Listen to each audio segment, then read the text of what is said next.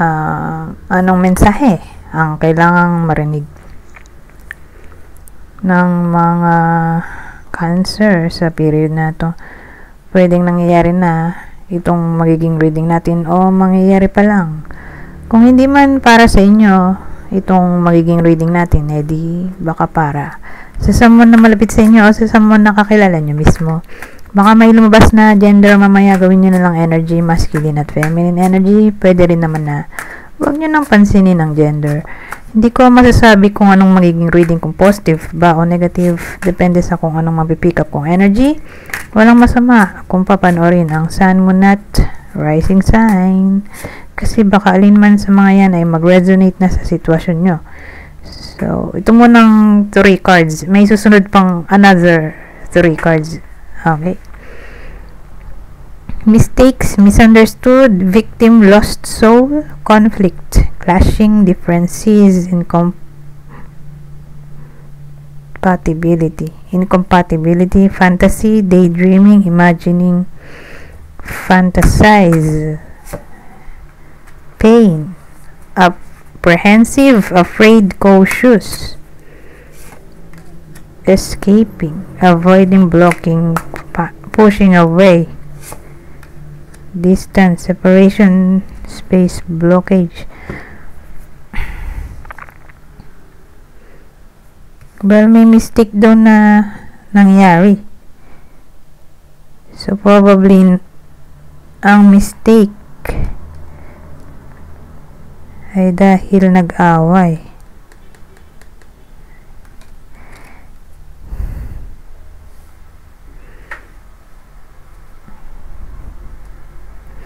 Mukhang separation reading na ito.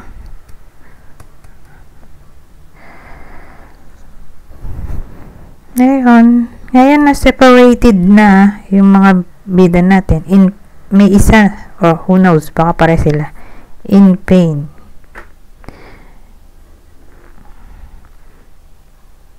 May someone na nakakaramdam na may lumalayo o ina-avoid siya, or who knows, baka may blocking na nangyari kasi nag-away sila dito so sobrang galit siguro, pwede rin ganun. So case to case basis. Ngayon papasok na tong fantasy, daydreaming, imagining, fantasize.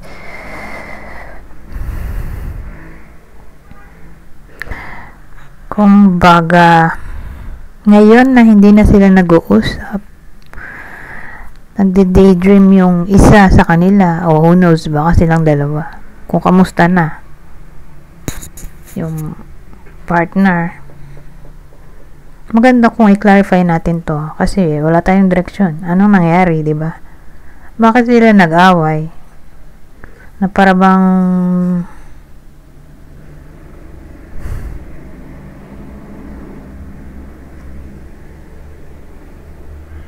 may regret dito kasi mistake parang may naka-realize na may mali, dapat din nangyari to, so doon papasok yung regret. Pero tingnan natin ano bang pinagmulan, di ba, ng clashing dito. Differences, incompatibility. Anong nangyari? Bakit sila nag-away na nag-lead sa separation? Or di sila nag-uusap nowadays? Ano kaya magandang cards?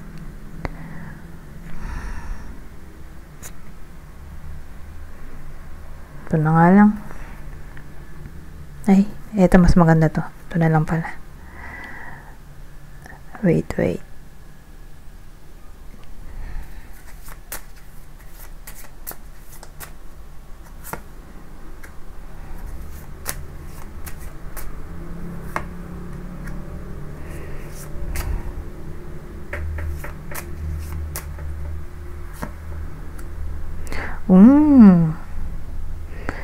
So, ang dating may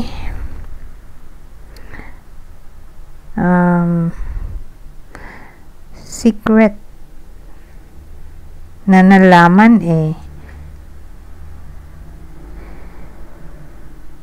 Mukhang sa ibang tao pa nga nanggaling yung secret o mystery.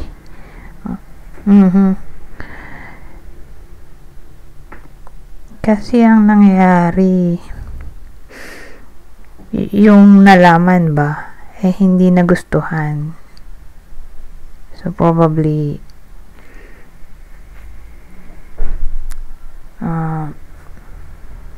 may nangyaring hindi maganda na kinailangan pang i-secret. Ngayon, kumalat yung secret. Ano kaya yun, no?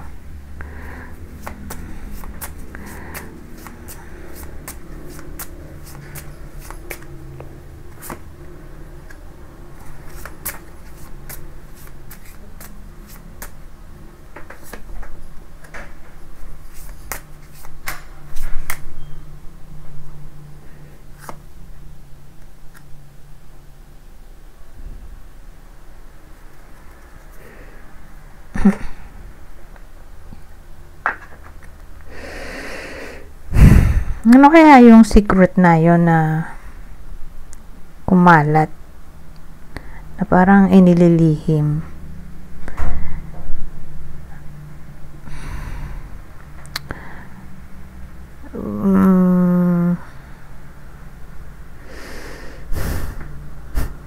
Wait lang, medyo mahirap tong part na to.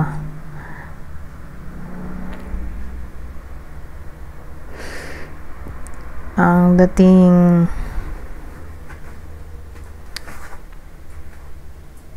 iniisip ko kung ito ba'y medical issue.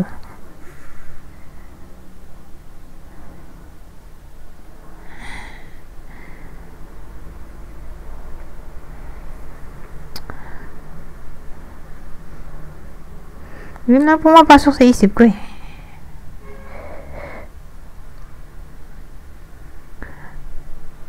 Teka, dagdagan ko na nga rin. Kasi kung dito medical issue, di may foreigner o kung dito foreigner ay someone else na nasa abroad na para bang naka-connect or who knows, baka third party talaga. Eto, dadagdagan natin.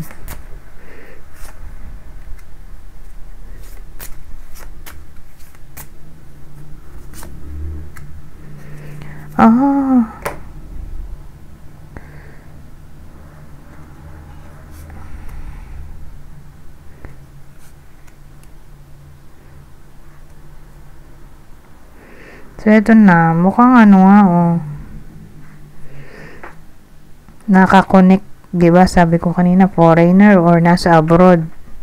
May someone na nasa abroad or baka yung third party ay nasa abroad or nasa malayong lugar. Kung di man literally abroad, nasa malayong lugar. Na para bang kapalagayan sila ng loob or baka literal na naging sila. Kasi may heart na tayo dito,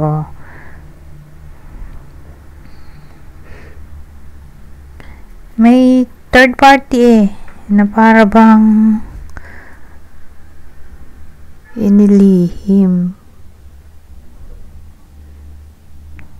Tapos, ang ending, kumalat yung lihim. Late na nalaman nung bida natin. Tapos, sa ibang tao niya pa nalaman yung tungkol sa third party. Or sa kamag-anak. Ewan ko kung kaninong kamag-anak. Pero again, mukhang galing sa ibang tao. Doon nang galing yung information regarding possible third party. Na inilihim nga. Pinilit inilihim pero kumalat.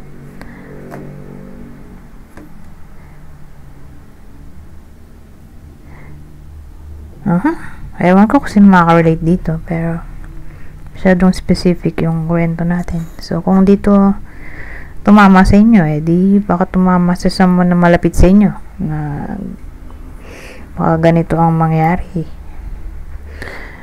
Malalaman nyo naman base sa details na lumalabas. Anyways,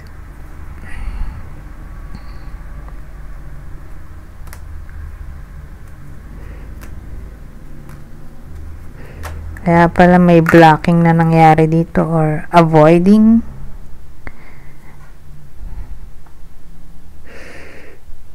Kasi nga in pain. In pain dahil nga natuklasan na yung secret pala ay all about cheating. Lalo na siguro kung nasa abroad, may someone na nasa abroad or nasa malayang lugar, kung long distance.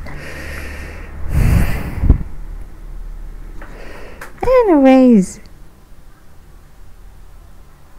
magdagdag pa tayo ng ibang detalye. Ano yung mga information na hindi natin alam or hindi alam ng bida natin tungkol sa partner niya. Ito.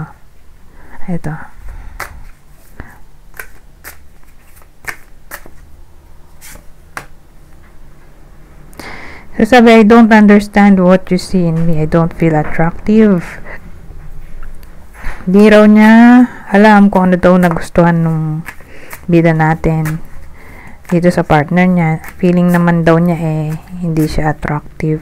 Pero nagustuhan pa rin siya.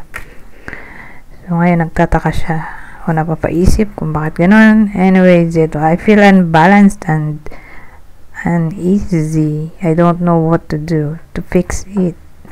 So feeling niya ay wala siya sa balance or di siya mapalagay. Hindi raw niya alam kung paano maaayos tong ganitong sitwasyon or pakiramdam. Anyways, dito na tayo sa dulo. I am embarrassed by my actions and feel disgusted with myself. So, nahihiya daw yung nagloko. So, naging action niya at ano bang Tagalog nitong disgusted? Teka lang.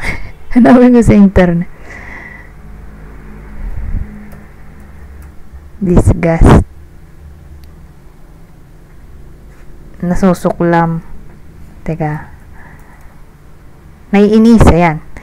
Nahiya daw siya sa naging action niya at naging mga action niya at naiinis siya sa sarili niya. So, yun na nga kasi karoon ng third party. Hindi pa lang natin sa ngayon malaman kung sino. Sino yung bida dito? Kaya pala may mistake dito. Kasi nga mali yung nangyari na dapat hindi na nangyari. Teka, nasobra na ako sa kuha yata ng eto. Ay, nasan yun? Ito yata, o nga.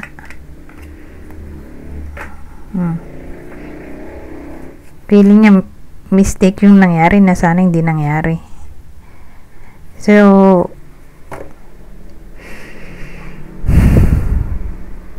may cheating na nangyari, At ito yung mensahe ni cheater sa bida natin. So, syempre, yung bida natin ay Cancer.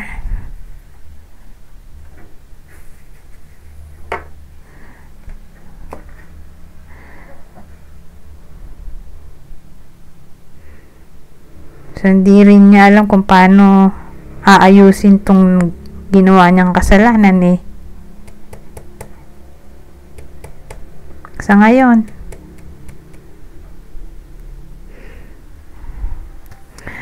Anyways, dito na tayo pupunta sa future outcome. Saan ba yung future outcome? Ito. Yung future outcome ng ganitong klaseng sitwasyon.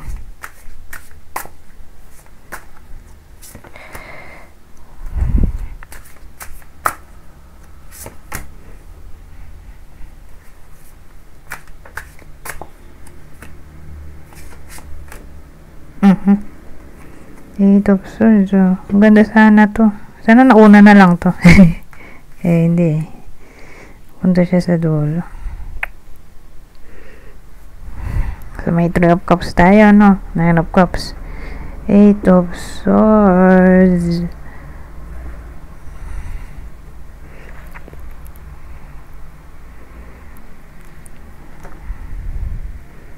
So, ano future outcome? Masaya naman tong dalawang card eh.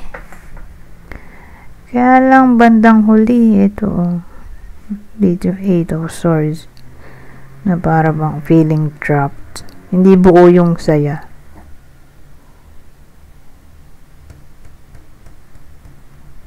So, ibig sabihin, may wish na maaaring magkatotoo. Okay? At magsasaya. Yun nga lang, hindi nga buo ang saya. Siguro kasi nga, dahil sa nangyari, na karoon ng cheating. So, syempre, may part na masaya, may part din na malungkot, kasi hindi na maibabalik ang nakaraan.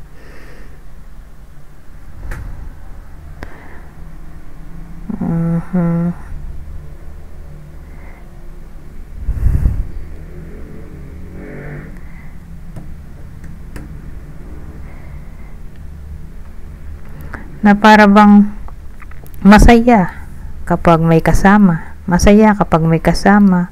Pag mag-isa na lang, ito. Doon na papasok yung depression kapag mag-isa na lang. Pero kapag nasa labas or kasama ang ibang tao, masaya. Pero deep inside, malungkot.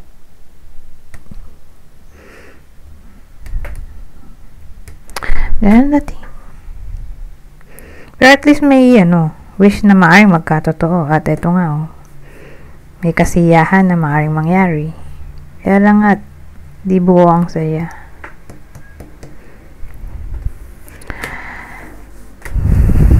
Anyways, dito tayo sa possible partner ng Cancer sa reading na to. Mulit yung 9 of Cups. So, ang possible partner ng Cancer sa reading na to ay Pisces, Leo, o Aquarius. Ngayon, kung hindi man para sa inyo tong reading, edi baka para sa someone na malapit sa inyong kakilala o idol, ito ang possible sa zodiac sa inyo. Isa sa earth sign Cancer, Cancer ba to? Isa sa earth sign Taurus, Virgo, Capricorn, Libra. Andito talaga yung Cancer, Sabi ko dito Cancer, ito na. Mabas din dito. Cancer, Scorpio, Pisces.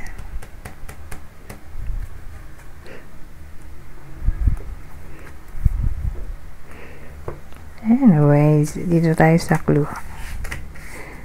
Isa pang clue. Same instruction. Kung hindi man tumama sa inyo yung clue, di baka tumama dun sa person nyo kakilala o idol. Kunin nyo lang yung clue na sa tingin nyo ay fit sa sitwasyon nyo.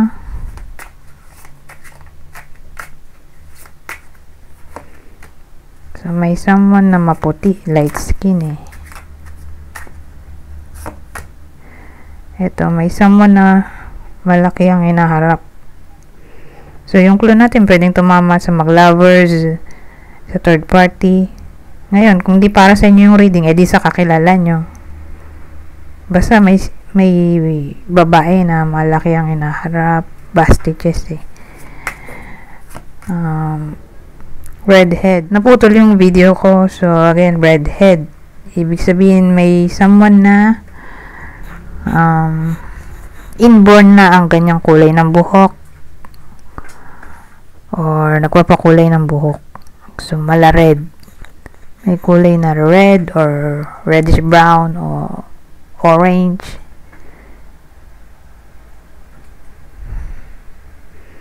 Or red talaga or purple. Basta may touch ng red.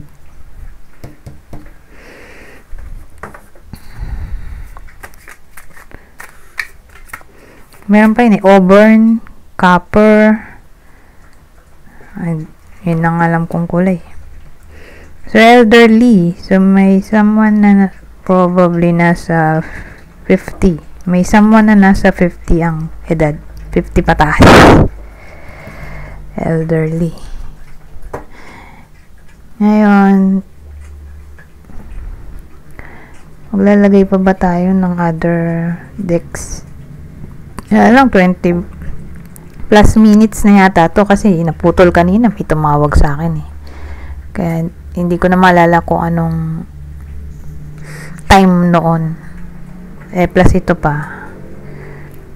Siguro mag-end na ako dahil baka mahaba pa yung video. May gagawin pa akong iba pang video. Hindi ako pwede magtagal. Anyways, hanggang dito na lang. Goodbye for now.